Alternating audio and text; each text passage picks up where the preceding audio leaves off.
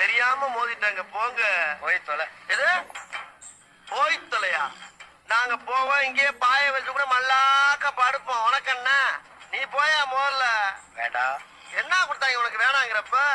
நான் மோசமான ஆள். நாங்க ரொம்ப கேவலமான ஆளு. கேவலமான ஆளுனா எந்த லெவலுக்கு இறங்கி அடிமட்ட வரைக்கும் போய் அலசுவோம். என்ன சண்டைக்கு வர்றையா? தெரியுதுல்ல, மண்ட பத்திரம். எனக்கு தெரியாத ஜெயிலே இல்ல. அப்ப நாங்க என்ன யாரு?